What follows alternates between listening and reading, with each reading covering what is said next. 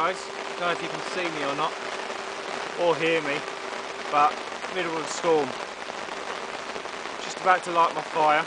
Obviously I've got my wood store, and obviously it's going to be a pretty wet night. Right guys, took about 3 minutes to get a fire going, charcoal method. Storm's actually a lot worse than what I thought,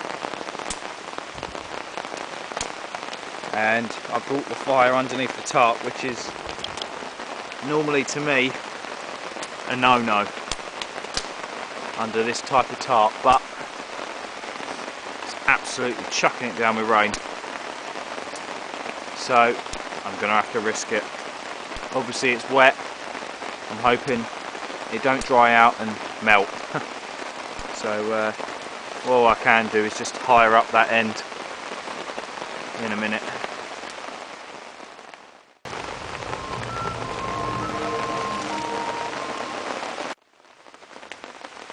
Hi guys, I'm Mike Dixon from Stone Age Bushcraft. As you heard before, I'm in a rainstorm. The electrical storm's passed by now, so I'm pretty happy now to put my knife back on my belt. Just a precautionary measure really, especially when things start to hum. So just to show you around camp quickly. There's my fire. It's died down a little bit now. You can see the new cook system I've been using, which I'll show you in a minute. There's my water carrier. Really, I didn't need that. I could have just made a water capture device for the rain. That's the inside of my log shelter. Just wait for the train to go past.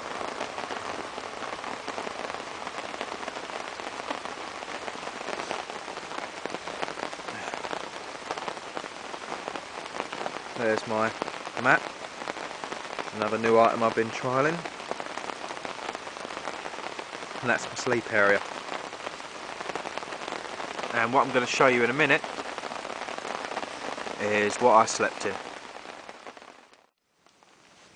Right guys, this is my sleep kit that I used last night, and I will put up the weights of everything when I get in tomorrow. Post this video up on YouTube. This is a fairly cheap kit, very accessible kit, and although I don't want to put the names of the shops where I got it from, by all means PM me, drop a comment, and I will try to answer every comment, as I do generally like to answer everyone's comments and PMs. PM me and I'll tell you the exact shops, and I'll tell you that they're not exact prices, but they're estimates on what I paid for this. But it is fairly cheap kit. So the bivy bag is a breathable and very waterproof material.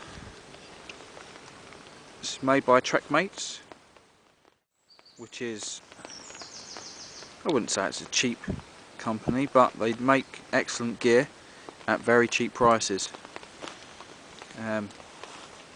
It's got lined or taped seams, which are held up pretty well around the fire, although I don't go too close, which is why I packed it away earlier when starting to light my fire. I have used this system before, minus the sleeping bag. Just got in. This is a Trekmates wool sleeping bag liner. Sorry, not wool, it's fleece, micro fleece. Has a drawer called, let's find that drawer called.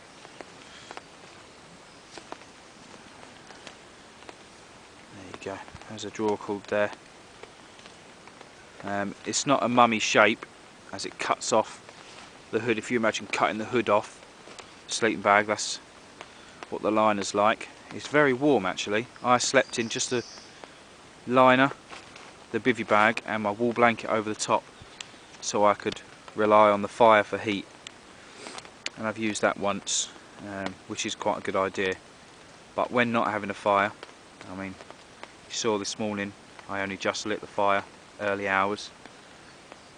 It was about 4 o'clock, absolutely hammering it down, woke me up when the lightning started going and the thunder, which woke me up, got me up pretty sharpish to get the fire on, as I knew I was going to get wet collecting the firewood.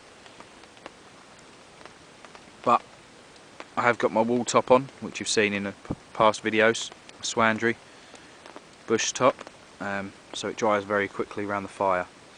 So back to the sleeping system. So we've got the Microfleece sleeping bag liner, and we've got my lightweight summer bag. This is made by Vango. As you can see, it's the Ultralight 2 900, which is very warm. I found this very good, taking it climbing and mountaineering using other bivvy bags. I've got quite a few bivvy bags, and this one isn't Gore-Tex, and although I do like Gore-Tex, this has been and performed a lot better, especially for the price. The bivvy bag was $19.99. You can't beat that for a bivvy bag really, not without going into the cheap orange plastic ones, the emergency bags, but I like this. The mat, as you saw before when it was rolled up, has a foil base to it. I'm assuming this is the base, but I think if you lay on this you're going to get very wet and moist underneath in between that and the bivvy bag, so it's best to have it on the other side. This was bought for me. I think my mate bought that one, cut it in half, give me half to test. It's quite a thin mat, it's about 6mm, so just over half a centimetre, but it is, with the ground I'm on, very cushioning, and I sleep on my side, so you don't need that much mat. At the bottom, I will add that it's been chopped off short, but use what you've got, guys. This is a rucksack that I'm trialling. I borrowed off a friend. See what it's like. It's the external frame pack. Empty the contents into a waterproof liner, which I always carry, and put your sleeping bag down.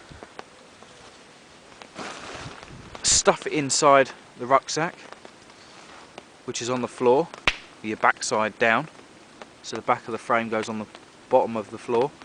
Stuff this in and you have a foot box which is warm. Also, obviously I have my tent booties, and more importantly my wool hat.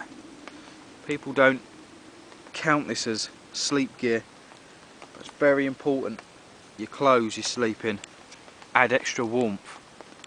I generally sleep in my trousers and t-shirt with my hat and my tent booties on. This means when I get up I've got an extra layer to put on. So guys, this is my sleep system. This is if I'm sleeping on the floor. Obviously I don't generally like to do that much,